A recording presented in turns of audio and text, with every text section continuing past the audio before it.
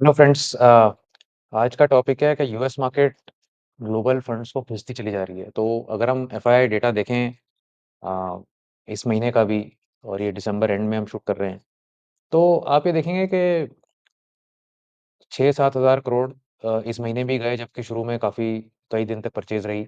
नवंबर में 45 हज़ार करोड़, अक्टूबर में 1,14,000 crore, so on so forth. तो पूरे साल में कोई सवा लाख करोड़ करीबन की सेलिंग हुई यहाँ पर।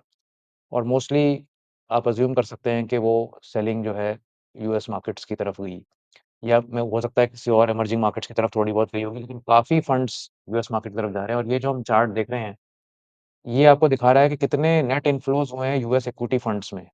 तो $140 बिलियन के नेट इन्फ्लोज़ हुए हैं मंथली। और ये 2024 में आप देख रहे हैं, सिर्फ 1 महीना था जहाँ पर आउटफ्लो हुआ इनका, और ये सब नेट इन्फ्लो होते चले जा रहे हैं 50-50, 40-40 बिलियन डॉलर के। तो एक सडनली एक रश चल रहा है यूएस की तरफ जाने का। कुछ एक्सपेक्टेशन है कि नए प्रेसिडेंट जो हैं वो एकदम से जंप स्टार्ट कर देंगे इकोनॉमी को, मैन्युफैक्चरिंग एकदम वापस आएगी, जॉब्स वापस आएँगे और एक ग्रोथ वापस आ जाएगी यूएस मार्केट्स में। तो ये एक करंट नैरेटिव है। ये टाइम ही बता स पाएगा कि ये सही होगा या गलत होगा। और जिस तरह से यूएस के इंटरेस्ट रेट्स भी जो यील्ड है, 10 ईयर बॉन्ड यील्ड जो है, वो गिर नहीं रही है। वो अभी भी 4.5, 4.6 के अराउंड चल रही है। तो कोई भी जो एक फंड मैनेजर होता है, वो ये देखता है कि जो डेट फंड मैनेजर है कम से कम, वो ये देखता है कि मुझे कहाँ पर यील्ड मिल रही है। अगर उसको 4.5% यूएस डॉलर में यील्ड मिल रही है और अगर इंडिया में उसको 6.5% मिल रही है, तो वो कहेगा कि मैं क्यों 6.5% में इंडिया में अपना पैसा रखूँ, यहाँ पे टैक्स भी दूँ और 2-3% इंडिया की डेप्रिसिएशन भी होती है रुपए की वर्सेस यूएस डॉलर, तो मैं क्यों ना यूएस डॉलर में ही पैसा रख लूँ अपना। या वो ये सोचे कि एस-एंड-पी 500 2024 में कोई 28-30% बढ़ा है पूरे साल में, और इंडिया मार्केट डॉलर टर्म्स में तो शायद 8-9%, 10% ही बढ़ी होगी।